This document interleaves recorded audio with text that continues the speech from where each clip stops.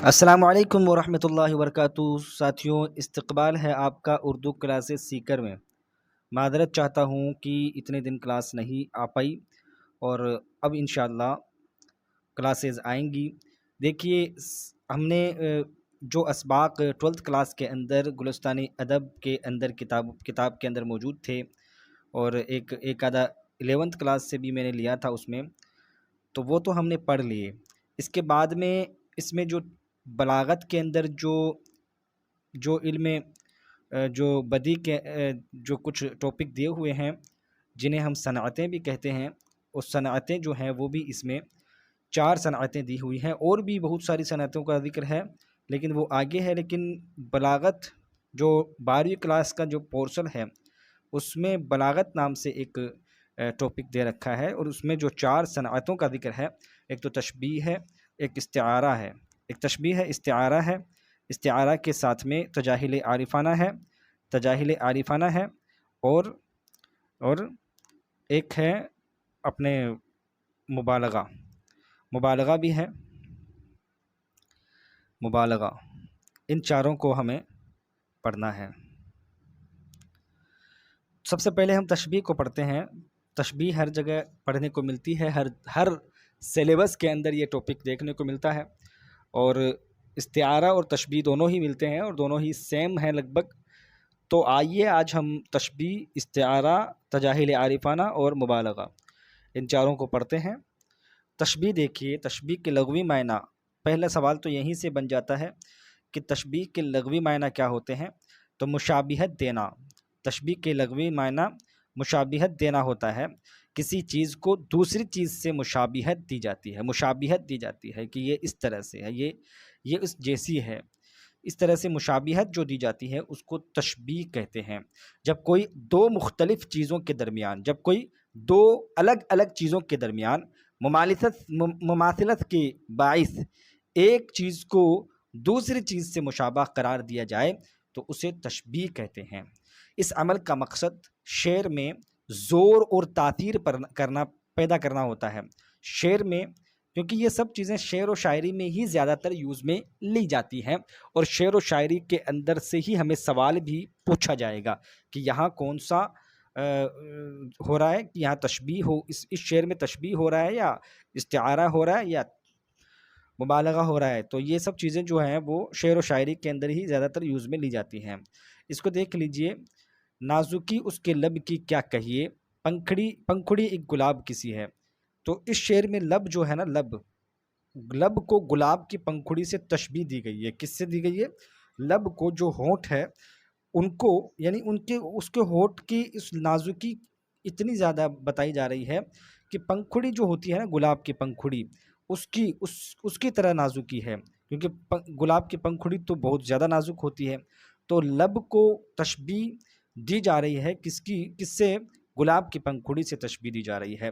دونوں کی مشترکہ صفت نزاکت ہے، دونوں کی جو مشترکہ صفت ہے، یعنی دونوں کی جو سیم صفت جو ہے وہ نزاکت ہے۔ اسی نزاکت کی وجہ سے اس ہونٹ کو، ان لبوں کو نازکی، ان لبوں کی نازکی گلاب کی پنکھڑی کی نازکی کی طرح بتائی جا رہی ہے۔ اس شعر میں لب اور گلاب میں نزاکت کے علاوہ دیگر اور بھی خصوصیات مشترک ہیں، جیسے دونوں حسین و دلکش ہیں، یعنی دونوں خوبصورت ہیں، اور دونوں مادہ وجود رکھتے ہیں۔ مادہ، نر مادہ بولتے ہیں نا اپن، نر مادہ یعنی استریلنگ سمجھ لیجیے آپ۔ دونوں تغیر پذیر ہیں، دونوں کھلتے ہیں، دونوں یعنی تبسم کرتے ہیں، کھلتے ہیں یعنی تبسم، یہ تبسم ہے، تبسم کرتے ہیں۔ لیکن یہاں ایک میر تقی میر نے صرف ظاہر کی وجہ بیان کی ہے، یعنی اندرونی جو ان کی صفت ہے ان کو نہیں، بلکہ جو ظاہراً صفت جو نظر آتی ہے اسی کو بیان کیا ہے۔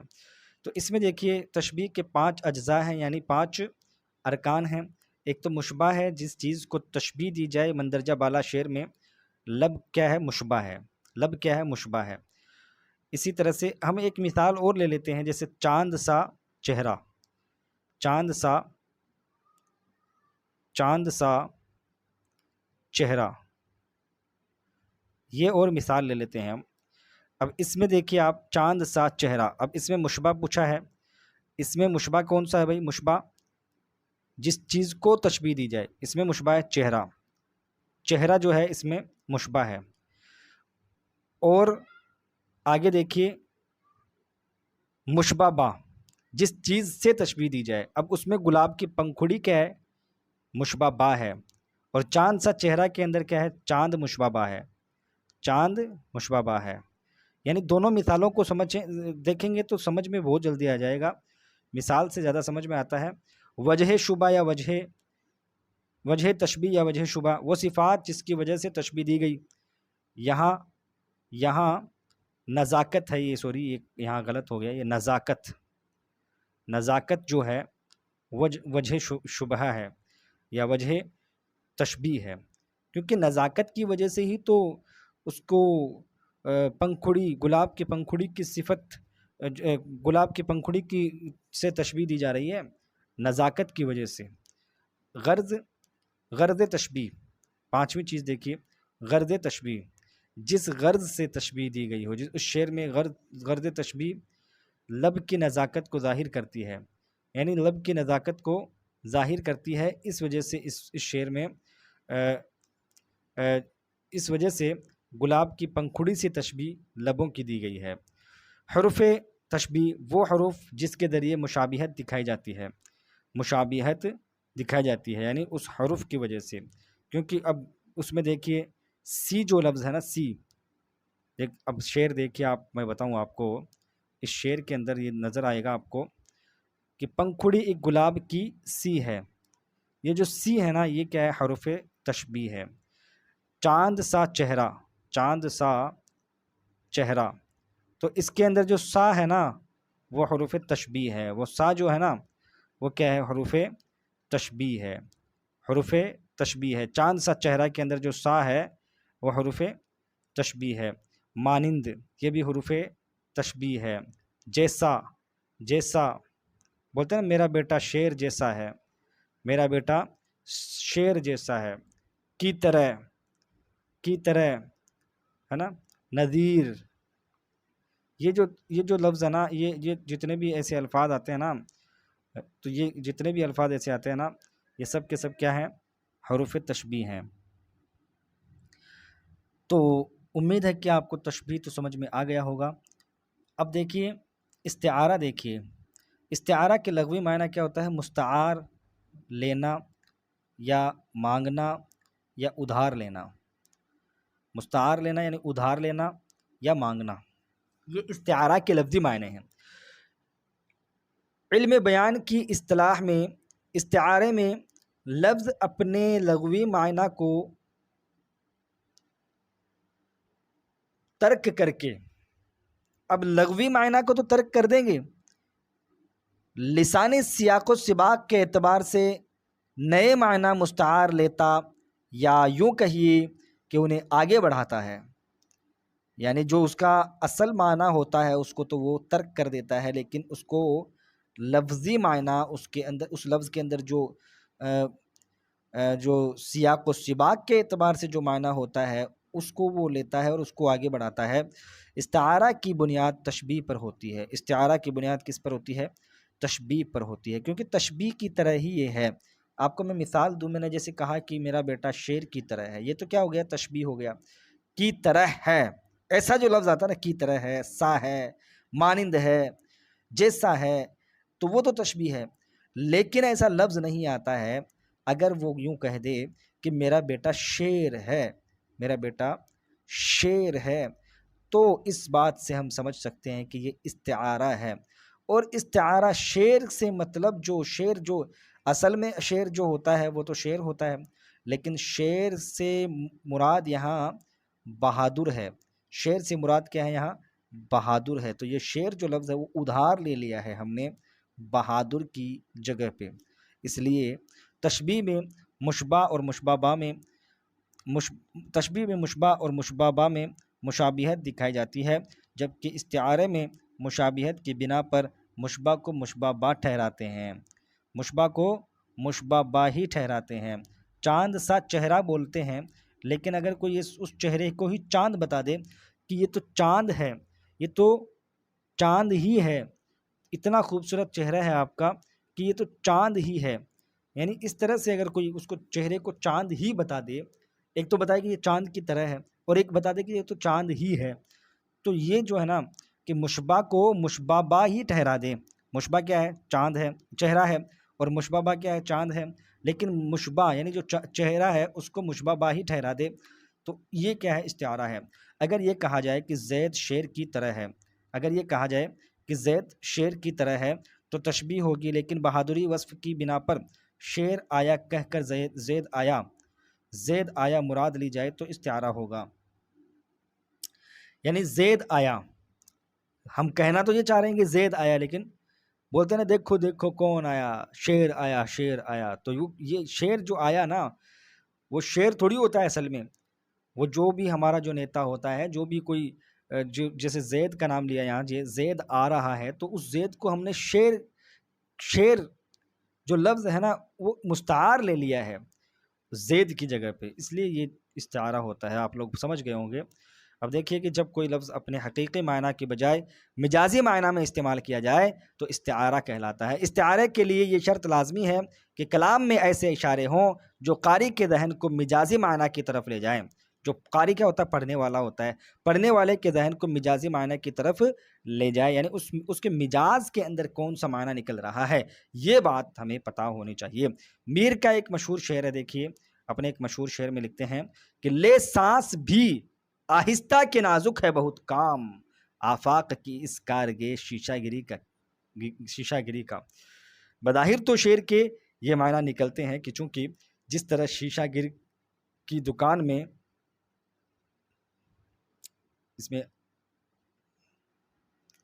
جس طرح شیشہ کی دکان ہوتی ہے، کانچ کی دکان ہوتی ہے، اس میں احتیاط سے چلنا چاہیے، کیونکہ نئے معلوم ذرا سی بے احتیاطی سے کتنے شیشے چکنا چور ہو جائیں.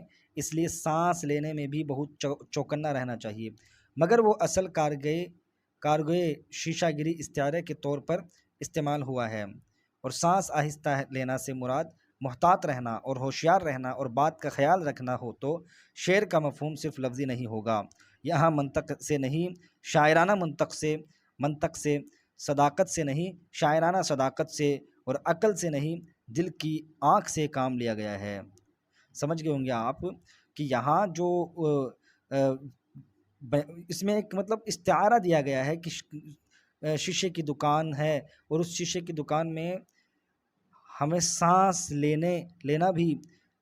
بھی ہم سوچ سمجھ کر لیں گے، کیونکہ اس میں اگر تھوڑا سا اگر غلط طریقے سے زور سے سانس لے لیا یا کوئی ادھر ادھر ہم ہل گئے تو وہ شیشہ ٹوٹ سکتا ہے، کیونکہ یہ شیشے کی دکان ہے. تو اس میں یہ جو استعارے کے طور پر شیشہ گری جو ہے کہ دراصل کارگوئے شیشہ گری استعارے کے طور پر استعمال ہوا ہے، یہ استعارے کے طور پر استعمال ہوا ہے، اور سانس آہستہ لینا یہ بھی استعارے کے طور پر استعمال ہوا ہے. اس کا مطلب کیا ہے کہ ہوشیار رہنا، بات کا خیال رکھنا، یہ اس کا مطلب ہے. تو یہ استعارہ بیان کیا گیا ہے.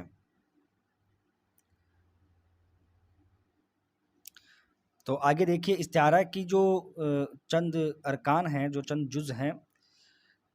جیسے تشبیہ کے اندر میں نے بتایا کہ تشبیہ کے اندر ایک تو ہوتا ہے مشبہ تو جیسے بتایا میں نے کہ جو لب ہے وہ مشبہ ہے، اور وہ گلاب کی پنکھڑی ہے وہ مشبہ با ہے. تو اس میں آپ کو دھیان رکھنا ہے کہ تشبیہ میں جسے مشبہ با کہا جاتا ہے اس کو مستعار منہ کہتے ہیں نا. استعارے میں اس کو مستعار منہ کہتے ہیں، مشبہ با کو مستعار منہ کہتے ہیں، یعنی جس کو مثال کے لیے استعمال کیا جائے. تو اگر ہم بولتے ہیں کہ زید شیر ہے تو اس میں ہم جو شیر جو لفظ لے رہے ہیں وہ مستعار منہ ہے. اور دیکھیے مستعارلہ تشبیہ میں جسے مشبہ کہا جاتا ہے یعنی جس کی مثال دیتا ہے، استعارے میں اسے مستعارلہ کہتے ہیں.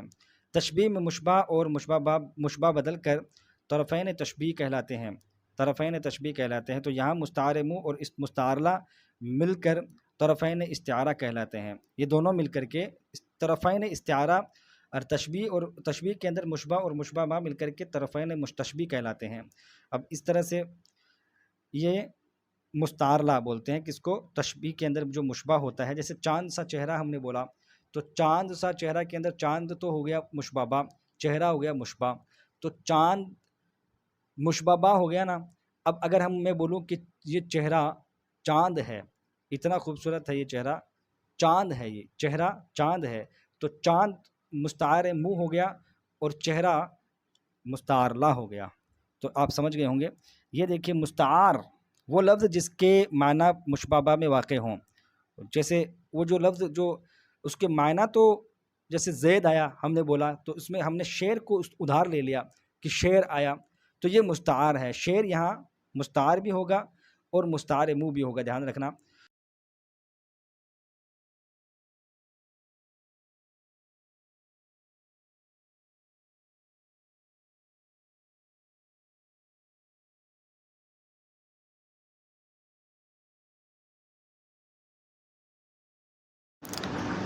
آگے دیکھیے وجہ جامع ہے۔ وجہ جامع، وجہ شبہ کو استعارہ میں وجہ جامع کہتے ہیں۔ وجہ شبہ جو ہوتی ہے اس کو استعارہ میں کیا کہتے ہیں؟ تشبیہ میں تو وجہ شبہ کہتے ہیں، اور استعارے میں اس کو وجہ جامع کہتے ہیں۔ کہ مثال کے طور پر یہ مصرع دیکھیے، کس شیر کی آمد ہے کہ دن کانپ رہا ہے، رن کانپ رہا ہے، یہ رن ہے۔ کس شیر کی آمد ہے، یہ تھوڑا سا یہ شعر ہے، یہ اتنا انیس کا شعر ہے۔ انیس کے شعر میں اس مصرے میں، یہ مصرع یہ خالی ہے، کس شیر کی آمد ہے کہ رن کانپ رہا ہے، یعنی جنگ کا میدان کانپ رہا ہے۔ ایسا کون سا شیر آ رہا ہے، ایسا کون سا بہادر آ رہا ہے کہ جنگ کا میدان جو ہے وہ کانپ رہا ہے۔ انیس کے اس مصرے میں مستعار منہ کیا ہے؟ شیر ہے۔ مستعار منہ کیا ہے؟ شیر ہے۔ اور اس میں مستعارلہ کیا ہے؟ یہ مستعارلہ تھوڑا سا اس طرح سے ہے، یہ ایسے ہے مستعارلہ، سوری ایک منٹ، یہ مستعارلہ یہ اس طرح سے لکھا جاتا ہے۔ حضرت عباس کو مستعارلہ، اس میں حضرت عباس ہے جو کہ جن کا ذکر مخفی ہے، جن کا ذکر مخفی ہے، مخفی ہے ان کا ذکر، اس لیے مستعارلہ حضرت عباس رضی اللہ عنہ کو کہا گیا کہ کس شیر کی آمد ہے کہ رن کانپ رہا ہے، تو وہ جو شیر ہے وہ کون ہے؟ حضرت عباس رضی اللہ عنہ۔ اور مستعار بہادری ہے۔ مستعار کیا ہے؟ مستعار جو لفظ ہے وہ بہادری ہے، ادھار لیا ہوا ہے، بہادری ہے مستعار۔ وجہ جامع، حضرت عباس رضی اللہ عنہ کی بہادری کا اظہار، حضرت عباس کی بہادری کا اظہار۔ وجہ جامع حضرت عباس کی بہادری کا اظہار ہے۔ یہ اس وجہ، یعنی جو وجہ جامع جو ہے وہ کیا ہے؟ حضرت عباس کی بہادری کا اظہار ہے نا۔ استعارہ کی دو قسمیں ہیں، استعارہ بالتصریح اور استعارہ بالکنایہ۔ استعارہ بالتصریح دیکھیے، استعارہ بالتصریح اس استعارے کو کہتے ہیں جس میں مستعار منہ مشبہ کا ذکر ہو، تو مگر ذکر تو ہو مگر مستعارلہ کا ذکر نہ ہو، جیسے ربط رہنے لگا شمع کو پروانوں سے۔ اس مصرے میں صرف شمع اور پروانوں کا ذکر ہے، ذکر تو ہے مگر عاشق اور معشوق کا نہیں ہے، کیونکہ شمع اور پروانے جو ہیں وہ کس کی مثال دی گئی یہاں پر؟ یہ کس کی جگہ پہ استعمال کیا گیا ہے؟ عاشق و معشوق کی جگہ استعمال کیا گیا ہے۔ تو عاشق و معشوق تو خود تو کیا ہے؟ مستعارلہ ہیں، اور یہ جو شمع اور پروانے جو ہیں وہ کیا ہے؟ مستعار منہ ہیں۔ تو اس کے اندر مستعار منہ کا تو ذکر ہو۔ استعارہ بالتصریح کی خاصیت کیا ہے؟ استعارہ بالتصریح کے اندر مستعار منہ کا ذکر تو ہوتا ہے، مستعار منہ کا ذکر تو ہوتا ہے، یعنی مشبہ کا تو ذکر ہوتا ہے، لیکن مستعارلہ کا ذکر نہیں ہوتا ہے، یعنی مشبہ کا ذکر نہیں ہوتا ہے۔ یعنی عاشق و معشوق جو خود موجود، جو خود ہونے چاہیے، ان کا ذکر نہیں ہے، لیکن ان کی مثال جس چیز سے دی جا رہی ہے، جن الفاظ کو مستعار دیا گیا ہے وہ شمع اور پروانے ہیں، اور یہ مستعار منہ ہے۔ تو مستعار منہ کا تو ذکر ہے اس میں، لیکن مستعارلہ کا ذکر نہیں ہے، یعنی عاشق و معشوق کا ذکر نہیں ہے، اس لیے یہ استعارہ بالتصریح ہوگا۔ دھیان رکھنا کہ استعارہ بالتصریح کے اندر جس کی مثال، جس کو تشبیہ دی جاتی ہے، جس چیز سے تشبیہ دی جاتی ہے، جس چیز سے تشبیہ دی جاتی ہے وہ تو موجود ہوتا ہے، لیکن جس چیز کو تشبیہ دی جاتی ہے وہ موجود نہیں ہوتا ہے نا۔ سمجھ گئے ہوں گے آپ۔ جیسے زید آیا، زید آیا، تو اگر اس کی جگہ کوئی اس طرح سے بولے کہ شیر آیا، صرف اتنا ہی بول رہا ہے شیر آیا، تو اب اس کے اندر شعر آیا. اب شعر کون آیا؟ کس کو پتہ ہے بھائی شعر کون ہے یہاں؟ تو اس کے اندر صرف مستعار منہ کا ذکر ہے لیکن مستعارلہ کا ذکر نہیں ہے. شمع اور پروانوں کا تو ذکر ہے لیکن اس کے اندر عاشق و معشوق کا ذکر نہیں ہے، یعنی مستعارلہ کا ذکر نہیں ہے. استعارہ بالکنایہ کو دیکھیے. اس استعارے کو کہتے ہیں، اس استعارے کو کہتے ہیں جس میں مستعار منہ کا ذکر تو ہو مگر مشبہ کے مناسبات اور لوازمات کا ذکر ضرور کیا گیا ہو. یعنی اس کے اندر دیکھیے کہ نہیں ممکن کہ کلک فکر لکھے شعر سب اچھے. اس مصرے میں فکر کو منشی سے تشبیہ دی گئی ہے اور مشبہ یعنی مستعار منہ یعنی منشی کا کوئی ذکر نہیں ہے. اس میں الٹا ہوگا، یہ تھوڑا سا یہاں مسٹیک ہو گیا ہے.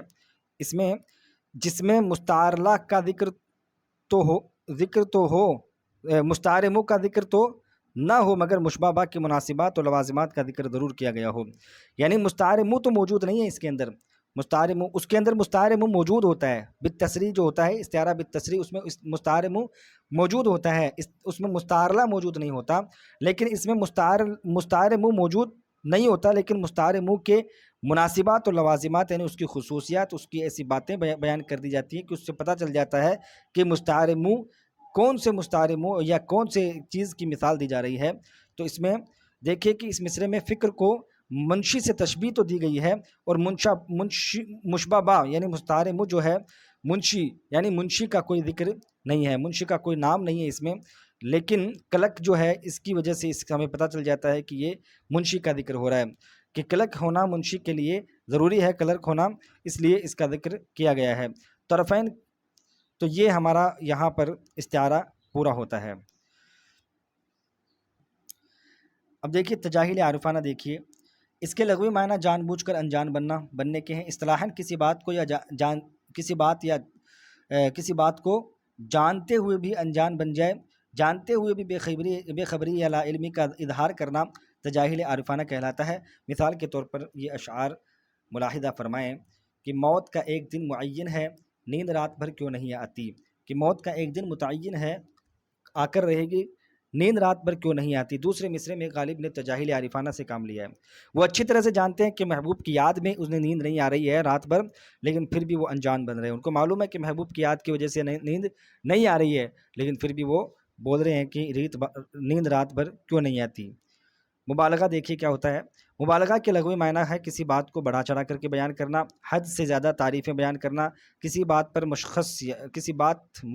مشخص یعنی یا چیز کی تعریف یا مذمت کو شدت سے بڑھا چڑھا کر کے پیش کرنا، اور اس کو سننے والے کو یہ گمان ہو، سننے والے کو، یہ تھوڑی سی ٹائپنگ مسٹیک ہے اس میں ہے، سننے والے کو یہ گمان ہو کہ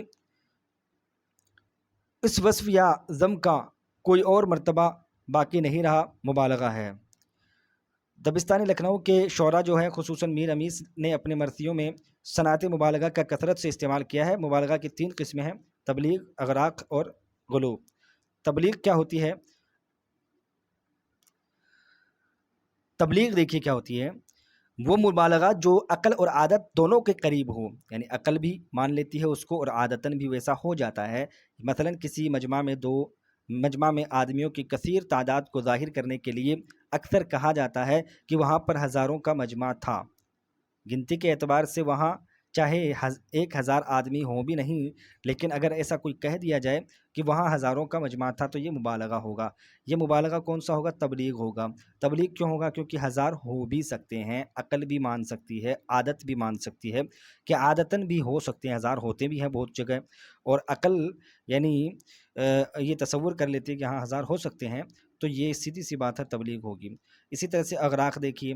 اغراق کے اندر مبالغہ کی وہ بات جس کو عقل تو قبول کر لیتی ہے لیکن عادت اس کو قبول نہیں کرتی ہے، عادت اس کو عادتاً ایسا ہوتا ہی نہیں ہے. تو اس وجہ سے یہ مثال دیکھیں کہ زرہیں تینوں میں مثل کفن چاک ہو گئیں، ایک آن میں صفے کی صفے خاک ہو گئی. ایک آن میں، ایک جھٹکے میں، ایک ہی ساتھ میں صفے کی صفے خاک ہو گئی.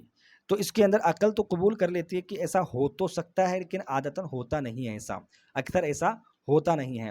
عقل تو مان لیتی ہے کہ ایک پل کے اندر اللہ تعالیٰ پوری دنیا کو ختم کر سکتا ہے، کہ صفے کی صفے خاک ہو سکتی ہیں، لیکن عادتاً ایسا ہوتا نہیں ہے.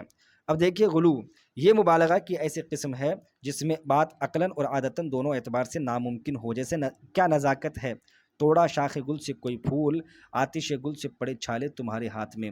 ایک مثال تو یہ سمجھ لیجئے کہ جو پھول ہے، جو پھولوں کو جو ڈالیاں ہیں وہاں سے پھول توڑنے سے ہی ہاتھوں پہ چھالے پڑ گئے۔ پھول توڑنے سے کوئی ہاتھوں پہ چھالے پڑتے ہیں کیا؟ یہ تو عقل بھی نہیں مانتی، اور عادت بھی ایسا، عادتاً بھی ایسا نہیں ہوتا ہے نا۔